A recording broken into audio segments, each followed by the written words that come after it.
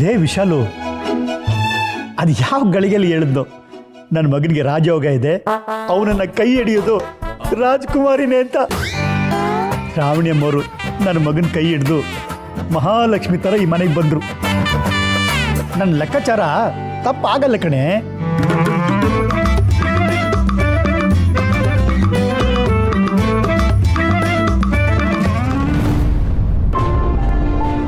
ವಿಶಾಲು, ಪ್ರತಿ ಸಲಿನೂ ನೀನು ನಿಮ್ಮ ಮಗ ಪ್ರತಿ ವರ್ಷ ಕುಕ್ಕೆ ಸುಬ್ರಹ್ಮಣ್ಯಗೆ ಹೋಗ್ತಾ ಇದ್ರಲ್ಲ, ಈ ಮಾಸದಲ್ಲಿ ತಾನೆ? ಈ ಸಲ ಹೋಗಲ್ವನೇ? ಮರ್ತೋಯ್ತಾನೆ? ನೀನು ಹಾಗೆ ಮರೆಯೋಳಲ್ವಲ್ಲ. ದೇವ್ರ ವಿಷಯದಲ್ಲಿ ಸ್ವಲ್ಪ ಹೆಚ್ಚು ಕಡಿಮೆ ಆದರೂ ಕೊರಗ್ತಾ ಇರ್ತೀಯ. ಅದರಲ್ಲಿ ಕುಕ್ಕೆಗೆ ಹೋಗೋದನ್ನ ಹೇಗೆ ಮರೆಯೋಕ್ಕೆ ಸಾಧ್ಯ ನೀನು? ಯಾವಾಗ ಹೊರಡ್ತಿದ್ದೀರಾ? ನಿನ್ನ ಮಗನಿಗೆ ಏನಾದರೂ ಹೇಳ್ಕೊಂಡಿದ್ಯಾ? ನಿನ್ನ ಮಗನ ಈ ಸಲ ಕರ್ಕೊಂಡು ಹೋಗ್ತೀಯಾ ಇಲ್ವೋ? ಏನೇ ವಿಶಾಲು, ಏನು ಮಾತಾಡ್ತಿಲ್ಲ? ನಿನ್ನ ಮಗನ್ನ ಕುಕ್ಕೆ ಕರ್ಕೊಂಡು ಹೋಗಲ್ವನೇ? ಮಗ? ಯಾವ ಮಗ? ಎತ್ತು ತಾಯಿ ಹತ್ರನೇ ಎಲ್ಲ ವಿಷಯನೂ ಮುಚ್ಚಿಟ್ನಲ್ಲ, ಎತ್ತೊಟ್ಟೆನೆ ಬೆಂಕಿ ಹಾಕಿದ್ನಲ್ಲ, ಅವನು ಹೇಗ್ರಿ ಮಗ ಆಗ್ತಾನೆ? ನನ್ಗಿರೋದಿಬ್ರು ಹೆಣ್ಮಕ್ಳು ಅಷ್ಟೇ. ಚಾಚಾ ಬಿಡ್ತು ಅಂತ ಹೇಳು ವಿಶಾಲು, ಹಾಗೆಲ್ಲ ಮಾತಾಡಬಾರ್ದು ಕಣೆ. ನಾನೇನೋ ಬಿಡ್ತು ಅಂತೇನ್ರಿ, ಆದರೆ ಈ ಮನೆಗೆ ಬಂದಿರೋ ಕಳಂಕ ಹೇಗೆ ಬಿಡುತ್ತೆ ಹೇಳಿ? ಅತ್ತೆ, ನೀವು ಈ ಮಾತನ್ನ ನನಗೆ ಹೇಳ್ತಿದ್ದೀರಾ ಅಂತ ನನಗೆ ಗೊತ್ತು. ಆದರೆ ಒಂದಂತೂ ಸತ್ಯ ಅತ್ತೆ, ನಾನು ಈ ಮನೆಗೆ ಯಾವತ್ತಿಗೂ ಕಳಂಕ ಆಗಲ್ಲ. ಈ ಮನೆ ಯಾವತ್ತಿಗೂ ಕಳೆಯಾಗಿರಬೇಕು ಅಂತ ಬಯಸೋಳು ನಾನು. ಒಂದಲ್ಲ ಒಂದಿನ ನೀವು ಈ ಮಾತನ್ನ ಒಪ್ಕೋತೀರಾ.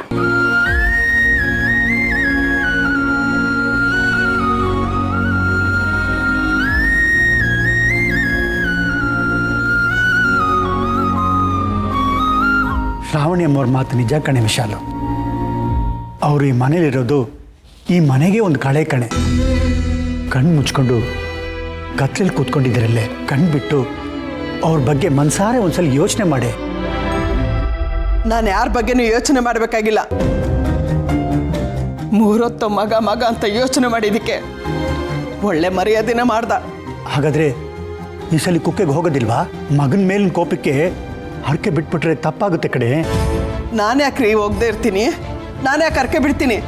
ನಾನು ದೇವ್ರ ಹತ್ರ ಹರಕೆ ಮಾಡ್ಕೊಂಡಿರೋದು. ಯಾರು ನನ್ನ ಜೊತೆ ಬರಬೇಕಾಗಿಲ್ಲ. ಕುಕ್ಕೆ ಸುಬ್ರಹ್ಮಣ್ಯಕ್ಕೆ ನಾನು ಒಬ್ಬಳೇ ಹೋಗ್ಬಿಟ್ಟು ಬರ್ತೀನಿ. ಲೇ ವಿಶಾಲು, ಲೇ ಲೇ ವಿಶಾ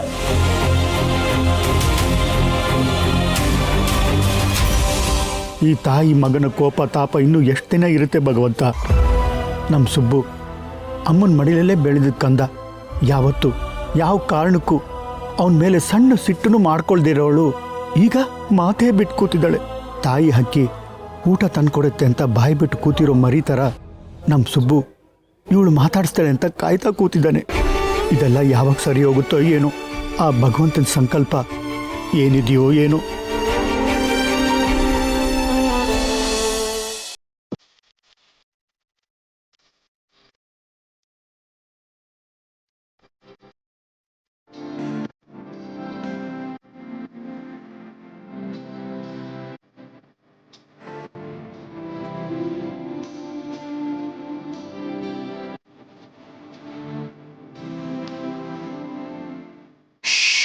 ಪರಮಾತ್ಮ, ಅಯ್ಯೋ ದೇವ್ರೆ ದೇವ್ರೆ ದೇವ್ರೆ ದೇವ್ರೆ, ಏನಪ್ಪಾ ಇದು? ನಮ್ಮ ಮನೇನ ಛತ್ರ ಅನ್ಕೊಂಡ್ಬಿಟ್ಟಿದ್ದಾಳೆ ಹೇಗೆ ಅಂತ ಇವಳು. ಅಲ್ಲ, ಒಗ್ದಿರೋ ಬಟ್ಟೆನ ಕೂತ್ಕೊಳ್ಳೋ ಜಾಗದಲ್ಲಿ ಸೋಫೆ ಮೇಲೆ ಹಾಕ್ಬಿಟ್ಟು ಹೋಗಿದ್ದಾಳಲ್ಲ. ಒಂದು ದಿನಕ್ಕಾದ್ರೂ ನಾನು ಈ ಕೆಲಸ ಮಾಡಿದ್ನಾ? ಎಲ್ಲಿ ಇವಳು? ಎಲ್ಲೇ ನನ್ನ ಮನೆ ಸೊಸೆ, ಬಾರೆ ಇಲ್ಲಿ, ಬಾರೆ. ಯಾಕೆ ಕೂತ್ಕೊಳ್ಳೋ ಜಾಗದಲ್ಲಿ ಒಗ್ದಿರೋ ಬಟ್ಟೆನ ಹಾಕ್ಬಿಟ್ಟು ಎಲ್ಲೇ ಹಾಳಾಗೋಗಿದ್ದೆ ನೀನು? ಕ್ಷಮಿಸಿ ಅತ್ತೆ, ಬಾಯಾರಿಕೆ ಆಗಿತ್ತು, ಅದಕ್ಕೆ ನೀರು ಕುಡಿಯಕ್ಕೆ ಹೋಗಿದ್ದೆ. ಪಾಪ ಬಾಯೋರ್ಕೆ ನಮ್ಮ ನಿನ್ಗೆ. ಕೆಲಸ ಮಾಡಕ್ ಆಗದೆ ಇರೋ ಕತ್ತೆ ಕುಂಟ್ಕೊಂಡು ಓಡಾಡುತ್ತೆ, ಕುಂಟ ನೆಪನೂ ಹೇಳುತ್ತೆ.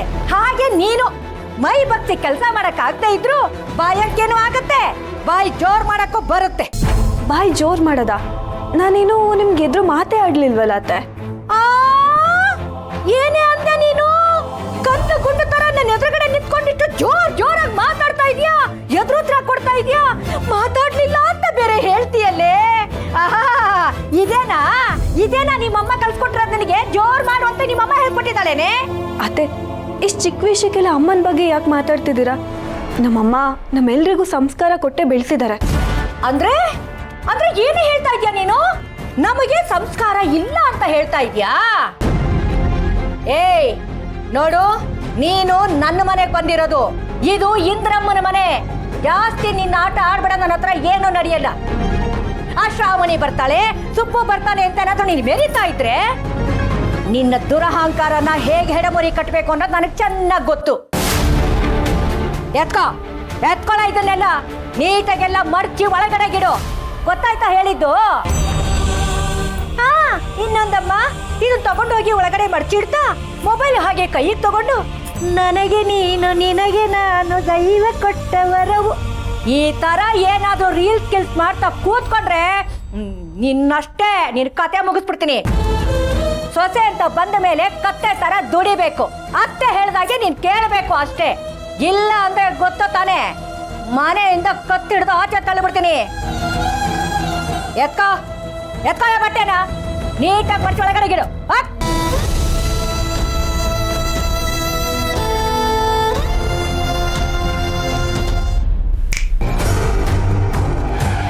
ಸರಿಯಾಗಿ ಕೇಳಿಸ್ಕೊ.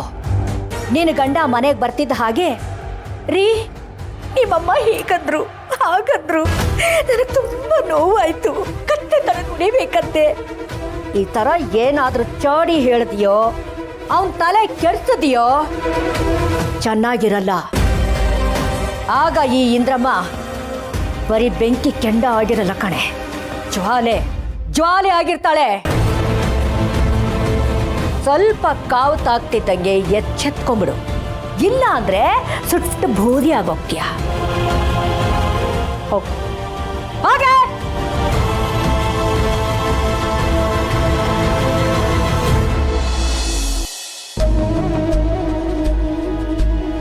ಮೂರೊತ್ತು ಮಗ ಅಂತ ಯೋಚನೆ ಮಾಡಿದಕ್ಕೆ ಒಳ್ಳೆ ಮರ್ಯಾದೆನ ಮಾಡ್ದ.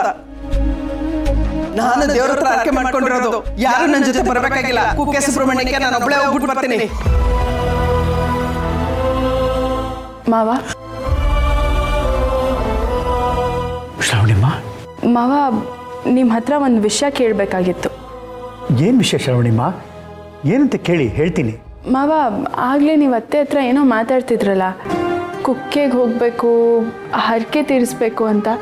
ಏನು ಮಾವ ಅದು? ನನಗೂ ಹೇಳ್ಬೋದಾ ನೀವು? ಓಹ್, ಅದಾ, ನೀವು ಗಮನಿಸಿರ್ಬೋದು, ನಾವೆಲ್ಲರೂ ಸುಬ್ಬು ಅಂತ ಕರಿತೀವಿ. ಆದರೆ ನಮ್ಮ ವಿಶಾಲು ಸುಬ್ರಹ್ಮಣ್ಯ ಅಂತ ಕರೀತಾಳೆ. ಅದಕ್ಕೂ ಒಂದು ಕಾರಣ ಇದೆಯಮ್ಮ. ಸುಬ್ಬು ಚಿಕ್ಕವನಾಗಿದ್ದಾಗ ನಾವೆಲ್ಲರೂ ಘಾಟಿ ಸುಬ್ರಹ್ಮಣ್ಯಕ್ಕೆ ಹೋಗಿದ್ವಿ. ಆದರೆ ನಮ್ಮ ಸುಬ್ಬು ಇದ್ದಕ್ಕಿದ್ದಾಗೆ ತಪ್ಸ್ಕೊಂಬಿಟ್ಟ. ಎಷ್ಟು ಹುಡುಕಿದ್ರು ಅವ್ನು ಸಿಗಲೇ ಇಲ್ಲ. ಹೆಚ್ಚು ಕಡಿಮೆ ಒಂದು 2 ದಿನ ಶ್ರಾವಣಿಯಮ್ಮ ಅವನಿನ್ನೂ ಸರಿಯಾಗಿ ಮಾತಾಡಕ್ಕೆ ಬರದೇ ಇರೋ ಕಂದ. ನಾನು ವಿಶಾಲು ಮದುವೆ ಆಗಿ 6 ವರ್ಷ ಆದಮೇಲೆ ಸುಬ್ಬು ಹುಟ್ಟಿದ್ದು. ಮಗ ಹುಟ್ಲಿ ಅಂತ ದೇವರಿಗೆ ಹರಕೆ ಕಟ್ಕೊಂಡ್ಮೇಲೆ ಅವನು ಹುಟ್ಟಿದ್ದಮ್ಮ. ಸುಬ್ಬು ಕಳೆದೋದ್ಮೇಲೆ ಜೀವನನೇ ಹೊರಟೋಯ್ತು ಅಂತ ಒದ್ದಾಡ್ಬಿಟ್ಲಮ್ಮ ವಿಶಾಲು. ಹೌದಾ ಮಾವ? ಆಮೇಲೆ ಏನಾಯ್ತು?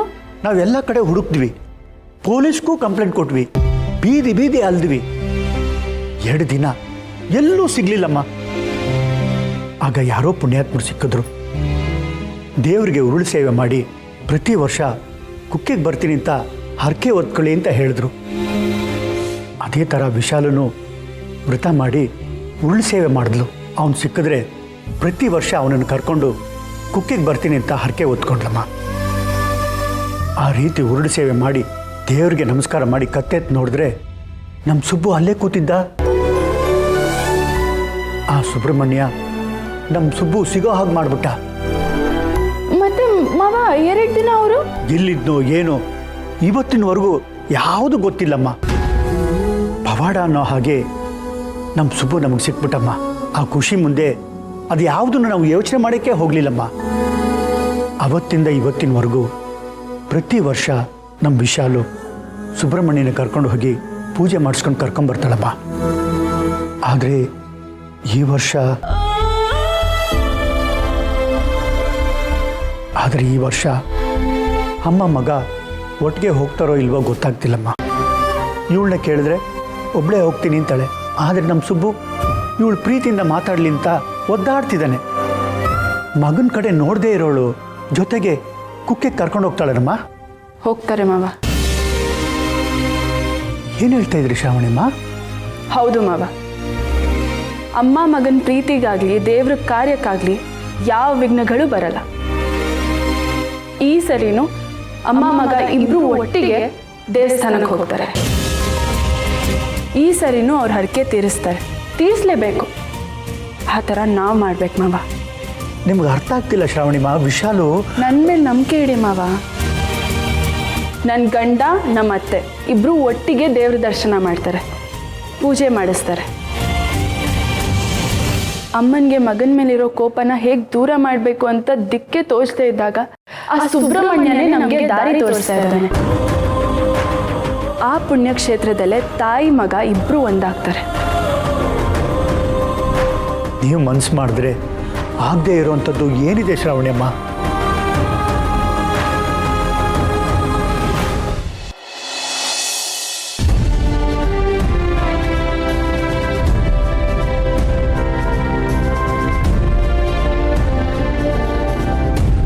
ಯಜಮಾನ್ರೆ, ಇದರಲ್ಲಿ ಒಂದಷ್ಟು ಪಾಯಿಂಟ್ಸ್ ಚೆನ್ನಾಗಿದೆ ಯಜಮಾನ್ರೆ. ನಾವೊಂದಷ್ಟು ಆ್ಯಡ್ ಮಾಡಿದ್ರೆ ಇನ್ನೊಂದು ಸ್ವಲ್ಪ ಚೆನ್ನಾಗಿರುತ್ತೆ. ನಾನು ನೋಟ್ ಮಾಡಿ ಇಟ್ಟಿದ್ದೀನಿ, ಒಂದ್ಸರಿ ನೋಡ್ಬೋದಾ?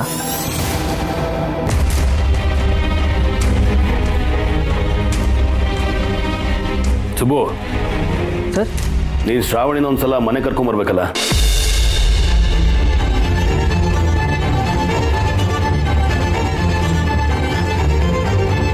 ಸರ್ ಶ್ರಾವಣಿನ ಒಂದ್ಸಲ ಮನೆ ಕರ್ಕೊಂಬರ್ಬೇಕು ಅಂತ ಹೇಳಿದೆ. ಒಂದಷ್ಟು ಡಾಕ್ಯುಮೆಂಟ್ಸ್ ಇದೆ, ಅದಕ್ಕೆ ಅವಳು ಸೈನ್ ಮಾಡಬೇಕು. ಅಣ್ಣನೇ ಹೇಳಿರೋದು, ನೀನು ಕರ್ಕೊಂಡು ಬರಲೇಬೇಕು. ಓಕೆನಾ? ಅಪ್ಪ, ಅಂತೂ ಯಜಮಾನ್ರು ಶ್ರಾವಣಿ ಮೇಡಮ್ನ ಮನೆಗೆ ಕರೆದ್ರಲ್ಲ. ಓಯ್, ಕೇಳಿಸ್ತಾ? ಕೇಳಿಸ್ತು ಸರ್. ಕರ್ಕೊಂಡು ಬರ್ತೀನಿ. ಯಜಮಾನ್ ಹೇಳಿದಾರೆ ಅಂದಮೇಲೆ ಖಂಡಿತ ಕರ್ಕೊಂಡು ಬರ್ತೀನಿ.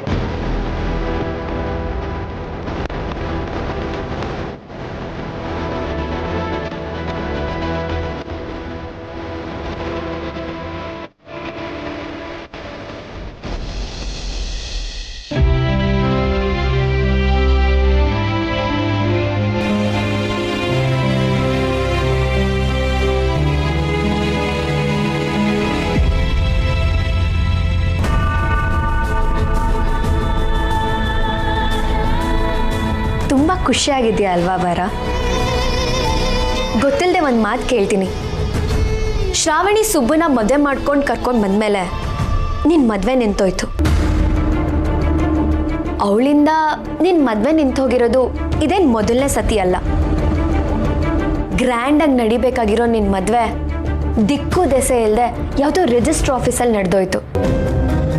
ಇಷ್ಟೆಲ್ಲ ಆದ್ಮೇಲೂ ಬಾಯಿ ತುಂಬ ಅತ್ತಿಗೆ ಅಂತ ಕರೆದು ಅವಳು ಕಾಲಿಗೆ ಬೀಳಕ್ಕೆ ಹೋಗಿದ್ದಲ್ಲ, ನಿನಗೇನು ಅನ್ನಿಸ್ಲಿಲ್ವಾ ವರ? ಶಿವಲಿ, ಏನು ಮಾತಾಡ್ತಿದ್ಯಾ? ಅರ್ಥ ಆಗ್ತಿಲ್ಲ. ನಾನು ಹೇಗಿರ್ಬೇಕು ಅಂತ ಹೇಳ್ತಿದ್ಯಾ? ಅಲ್ಲ ವರ, ಆ ಶ್ರಾವಣಿನ ನೀನು ಎಷ್ಟೊಂದು ದ್ವೇಷ ಮಾಡ್ತಿದ್ದೆ. ಈ ರೀತಿ ಕದ್ದು ಮುಚ್ಚಿ ನಿನ್ನ ಮದುವೆ ಮಾಡಿಸಿದಾಳೆ ಅನ್ನೋ ಒಂದೇ ಒಂದು ಕಾರಣಕ್ಕೆ ಅವಳು ನಿನ್ನ ದೇವತೆ ಆಗ್ಬಿಟ್ಲಾ? ನಾನು ಶ್ರಾವಣಿ ಅತ್ತಿಗೆ ಮೇಲೆ ಕೋಪ ಮಾಡ್ಕೊಳಕ್ಕೆ ಕಾರಣಗಳಿತ್ತು.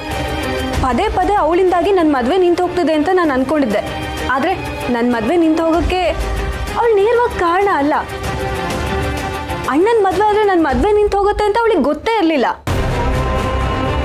ಇದೆಲ್ಲ ನನಗೆ ನಿಧಾನವಾಗಿ ಅರ್ಥ ಆಯಿತು. ಓಹೋ, ಹಾಗಿದ್ರೆ ನನ್ನ ಜೀವನ ಹಾಳು ಮಾಡಿದೋಳು ಈಗ ನಿನ್ನ ಜೀವನದಲ್ಲಿ ಒಳ್ಳೋಳಾಗ್ಬಿಟ್ಲಾ? ಶ್ರಾವಣಿ ಅದಕ್ಕೆ ಯಾರ ಜೀವನನೂ ಹಾಳು ಮಾಡಿಲ್ಲ. ನಿನ್ನ ಮದುವೆ ಆಗಿಲ್ಲ ಅನ್ನೋ ಕಾರಣಕ್ಕೆ ನನ್ನ ಮದುವೆನೂ ನಿಂತು ಹೋಗ್ಬೇಕು ಅಂತ ಅನ್ಕೊಳ್ಳೋದು ತಪ್ಪು ಅಂತ ನಿನ್ಗೆ ಅನ್ನಿಸ್ತಿಲ್ಲ ಶ್ರೀವಲ್ಲಿ? ಯಾಕೆ ಅನ್ನಿಸ್ಬೇಕು? ನನಗೆ ನನ್ನ ಮದುವೆನೇ ಮುಖ್ಯ. ನನ್ನ ಮದುವೆನೇ ನಡೀಲಿಲ್ಲ ಅಂದಮೇಲೆ ನಾನು ಯಾಕೆ ಬೇರೆಯವ್ರ ಬಗ್ಗೆ ಯೋಚನೆ ಮಾಡಬೇಕು? ಆ ಶ್ರಾವಣಿ ನಿನ್ನ ಮದುವೆ ಮಾಡಿಸ್ಬಿಟ್ಲು. ಇಲ್ಲಿ ಹಾಳಾಗಿರೋದು ನನ್ನ ಜೀವನ. ನಾನೇನ್ ಮಾಡ್ಲಿ ಹೇಳುವರ? ನೀನೇನಾದ್ರೂ ನನಗೆ ಮತ್ತೆ ಸುಬ್ಬುಗೆ ಮದುವೆ ಮಾಡಿಸಿದ್ರೆ ನಾನು ನಿನ್ನ ಮತ್ತೆ ಅಣ್ಣನ ಮದುವೆ ಮಾಡಿಸ್ತಿದ್ದೆ. ಆಗ ನೀನು ಬಾಯಿ ತುಂಬ ನನ್ನ ಅತ್ತಿಗೆ ಅಂತ ಕರಿಬೋದಾಗಿತ್ತಲ್ವಾ? ನಿನಗೆ ನಿನ್ ಪ್ರೀತಿ ಸಿಗ್ಬೇಕು, ನನಗೆ ನನ್ನ ಪ್ರೀತಿ ಸಿಗ್ಬಾರ್ದವರ? ಇದನ್ ಪ್ರೀತಿ ಅಂತ ಅನ್ನಲ್ಲ ಶ್ರೀವಲ್ಲಿ, ಸ್ವಾರ್ಥ ಅಂತ ಅಂತಾರೆ. ವರ, ಏನ್ ಹೇಳ್ತಿದ್ಯಾ ನೀನು? ನಿನ್ ಮದ್ವೆ ಆದ್ರೆ ಮಾತ್ರ ನನ್ ಮದ್ವೆ ಆಗ್ಬೇಕು ಅನ್ಕೊಳ್ಳೋದು ಸ್ವಾರ್ಥ ಅಲ್ಲದೆ ಮತ್ತಿನ್ನೇನು? ನಾನು ಮತ್ತೆ ವರ್ಧ ಒಬ್ರನ್ನೊಬ್ರು ಇಷ್ಟಪಡ್ತಿದ್ವಿ, ಒಬ್ರ ಮೇಲೆ ಒಬ್ರು ಪ್ರಾಣನೇ ಇಟ್ಕೊಂಡಿದೀವಿ, ತುಂಬಾ ಪ್ರೀತಿಸ್ತಿದೀವಿ. ಆದ್ರೆ ಏನು, ಸುಬ್ಬು ನನ್ನ ಮದ್ವೆ ಆಗೋದಕ್ಕೆ ಒಪ್ಕೊಂಡಿದ್ದ ಅಲ್ವಾ? ಮದ್ವೆ ಆಗಕ್ಕೆ ಒಪ್ಕೊಂಡಿದ್ದ ಅಂತ ಹೇಳ್ತಿದ್ಯಾ, ಆದ್ರೆ ಯಾಕೆ ಒಪ್ಕೊಂಡಿದ್ದ ಅಂತ ಹೇಳ್ತಿಲ್ಲ ಅಲ್ಲ ಶ್ರೀವಲ್ಲಿ? ಯಾಕಾದ್ರೂ ಒಪ್ಕೊಳ್ಳಿ, ಒಪ್ಕೊಂಡ್ಮೇಲೆ ಮದ್ವೆ ಆಗ್ಬೇಕು. ನನ್ ಮದ್ವೆ ನಿಲ್ಲಿಸ್ತವ್ರ ಜೀವನ ಚೆನ್ನಾಗಿರ್ಲಿ ಅಂತ ಯೋಚನೆ ಮಾಡೋಷ್ಟು ಒಳ್ಳೋಳಲ್ಲ ನಾನು. ನನ್ನ ಜೀವನ ನನಗೆ ಮುಖ್ಯ. ಶ್ರೀವಲ್ಲಿ, ನಿನ್ಗೊಂದು ಮಾತು ಹೇಳ, ನಿನ್ನ ಮನಸ್ಸಲ್ಲಿ ಇಷ್ಟೆಲ್ಲ ಇದೆ ಅಂತ ಗೊತ್ತಾಗಿರೋದ್ರಿಂದ ಹೇಳ್ತಾ ಇದ್ದೀನಿ. ನಮ್ಮ ಮನೆಗೆ ತಕ್ಕನ ಸೊಸೆ ಅಂದರೆ ಅದು ಶ್ರಾವಣಿ ಅದಕ್ಕೆ ಮಾತ್ರ.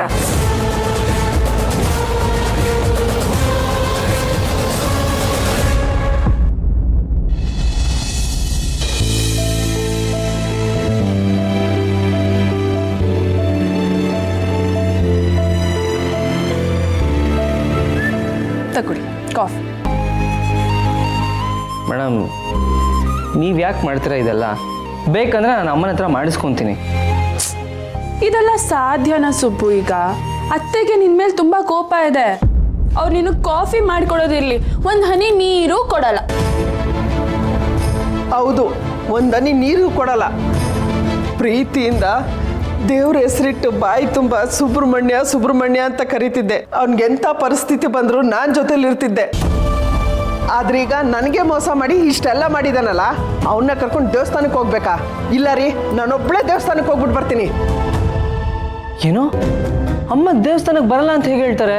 ಅಲ್ಲ, ಅಮ್ಮಂಗೆ ನನ್ನ ಮೇಲೆ ಕೋಪ ಇದೆ, ಅದೇ ಪ್ರೀತಿ ಯಾವತ್ತೂ ಕಮ್ಮಿನೇ ಆಗಲ್ಲ. ಅಮ್ಮ ದೇವ್ರ ವಿಷಯದಲ್ಲಿ, ಹರಕೆ ವಿಷಯದಲ್ಲಿ ಈ ಥರ ಹೇಳಕ್ಕೆ ಸಾಧ್ಯನೇ ಇಲ್ಲ ಮೇಡಮ್. ನನಗೇನು ಹಾಗೆ ಅನ್ನಿಸ್ತಿಲ್ಲಪ್ಪ. ಅವ್ರು ಈ ಸಲ ಕುಕ್ಕೆಗೆ ಹೋಗಲ್ಲ ಅಂತಾನೆ ಅನ್ನಿಸ್ತಾ ಇದೆ. ಇನ್ನು ಮುಂದೆ ಈ ಹರಕೆ ಗಿರ್ಕೆ ಎಲ್ಲ ಮರ್ತು ಬಿಡ್ಬೇಕಷ್ಟೆ. ಹರಕೆ ಮರ್ಯಾದ ಸಾಧ್ಯನೇ ಇಲ್ಲ ಮೇಡಮ್. ಇದು ಅಮ್ಮ ನನಗೋಸ್ಕರ ಮಾಡ್ಕೊಂಡಿರೋ ಹರಕೆ. ನಾನು ಅಮ್ಮ ಪ್ರತಿ ವರ್ಷ ಹೋಗಿ ತೀರಿಸ್ತಾ ಇದ್ವಿ. ಈ ವರ್ಷ ಅಮ್ಮಂಗೆ ನನ್ನ ಮೇಲೆ ಕೋಪ ಇದೆ, ಅದಕ್ಕೆ ನನ್ನ ಜೊತೆ ಬರೋಕ್ಕೆ ಇಷ್ಟ ಇಲ್ಲ ಅನಿಸುತ್ತೆ. ಪರವಾಗಿಲ್ಲ ಬಿಡಿ, ನಾನು ಒಬ್ಬನೇ ಹೋಗಿ ಹರಕೆ ತೀರಿಸ್ಬರ್ತೀನಿ.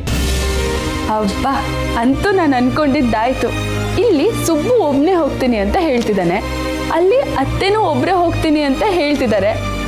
ಅಲ್ಲಿಗೆ ನನ್ನ ಪ್ಲಾನ್ ವರ್ಕ್ ಆಗ್ತಿದೆ ಅಂತ ಆಯ್ತು.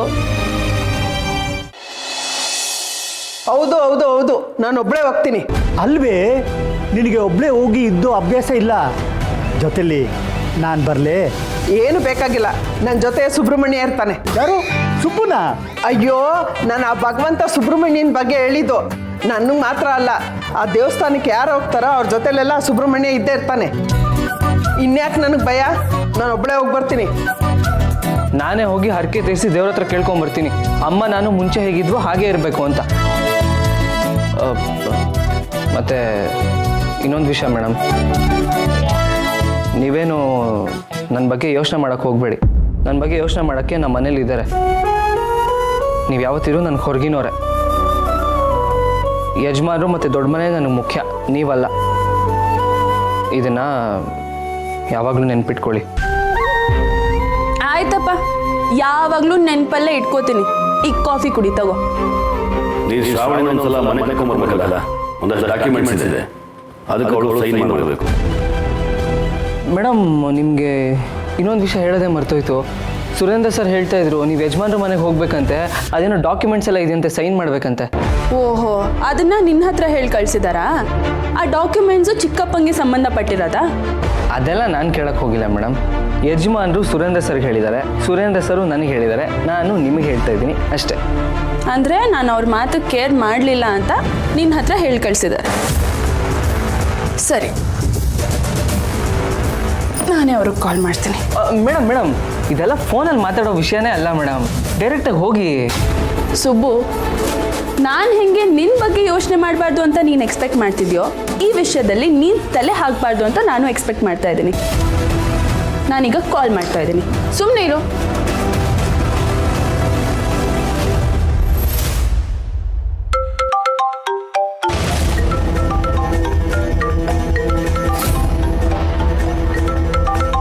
ನೋಡಿದ್ಯಾ ಒಂದೇನ?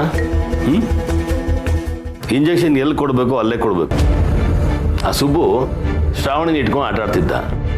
ಬೆಳಿಗ್ಗೆ ಅಣ್ಣ ಕರೆದು ಹೇಳಿದ ತಕ್ಷಣ ಶ್ರಾವಣಿ ತಾನಾಗೆ ಫೋನ್ ಮಾಡಿದ್ದಾಳೆ. ಅದಕ್ಕೆ ಶಂಕದಿಂದ ಬಿದ್ದರೇನೆ ತೀರ್ಥ ಅನ್ನೋ. ಹಾ ಶ್ರಾವಣಿ. ಅಲ್ಲ ಚಿಕ್ಕಪ್ಪ, ನಾನು ನಿಮ್ಮ ಹತ್ರ ಕೇಳಿದ್ ಒಂದೇ, ಅಪ್ಪ ನನಗೆ ಕಾಲ್ ಮಾಡಿ ನನ್ನ ಆ ಮನೆಗೆ ಬರೋದಕ್ಕೆ ಹೇಳಲಿ ಅಂತ. ಆದ್ರೆ ನೀವೇನ್ ಮಾಡಿದ್ರಿ? ಸುಬ್ಬು ಹತ್ರ ಹೇಳಿ ಕಳ್ಸಿದ್ದೀರಾ. ಅಲ್ಲ ಚಿಕ್ಕಪ್ಪ, ಮಗಳಾಗಿ ಅಪ್ಪನಿಂದ ಇಷ್ಟು ಎಕ್ಸ್ಪೆಕ್ಟ್ ಮಾಡಬಾರ್ದ ನಾನು? ಶ್ರಾವಣಿ, ಅಣ್ಣ ನಿನ್ನ ಮದುವೆನ ಚಿಕ್ಕಪ್ಪ, ಅಪ್ಪಂಗೆ ಮಗಳು ಮೋಸ ಮಾಡ್ಬಿಡ್ಲಲ್ಲ ಅನ್ನೋ ಭಾವನೆಗಿಂತ ತಂತ ನಕ್ಕಂಗೆ ಕೊಟ್ಟಿರೋ ಮಾತು ತಪ್ಪು ಹೋಯ್ತಲ್ಲ ಅನ್ನೋ ಫೀಲಿಂಗ್ ಜಾಸ್ತಿ ಇದೆ. ಶ್ರಾವಣಿ, ಹಳೇದನ್ನೆಲ್ಲ ಬಿಡು. ಈಗ ನೀನು ಬರ್ತಿದ್ಯಾ ತಾನೆ? ಬರಲ್ಲ ಚಿಕ್ಕಪ್ಪ. ಅಪ್ಪನೇ ನನ್ಗೆ ಕಾಲ್ ಮಾಡಿ ಕರೆಯೋ ತನಕ ನಾನು ಬರಲ್ಲ. ಮಗಳಾಗಿ ನಾನು ಎಕ್ಸ್ಪೆಕ್ಟ್ ಮಾಡ್ತಿರೋದು ಇಷ್ಟೇ. ಇದ್ರಲ್ಲಿ ತಪ್ಪೇನೂ ಇಲ್ಲ ಅಂತ ನನಗೆ ಅನ್ನಿಸ್ತಾ ಇದೆ.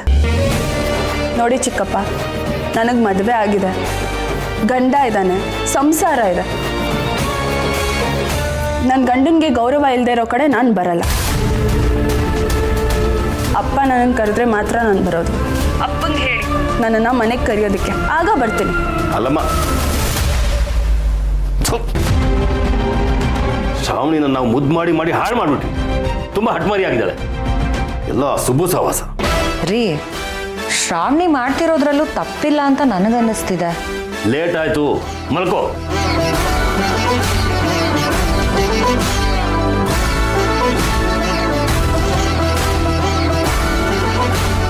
ಮೇಡಮ್, ನೀವು ಈ ಥರ ಎಲ್ಲ ಮಾತಾಡ್ಬೋದಾಗಿತ್ತು ಅವ್ರ ಹತ್ರ. ನೀನು ಸುಮ್ಮನೆ ಇರು ಸುಬ್ಬು, ನಿನಗಿದೆಲ್ಲ ಗೊತ್ತಾಗಲ್ಲ. ನೀನು ಕುಕ್ಕೆಗೆ ಹೋಗ್ಬೇಕು ತಾನೆ, ಹೋಗಿ ರೆಡಿ ಮಾಡ್ಕೊ ಹೋಗು. ಮೇಡಮ್, ಆದರೂ ಒಂದ್ಸಲಿ ಹೋಗಿ ಬನ್ನಿ. ರೆಡಿ ಮಾಡ್ಕೊ ಹೋಗಿ ನೀನು.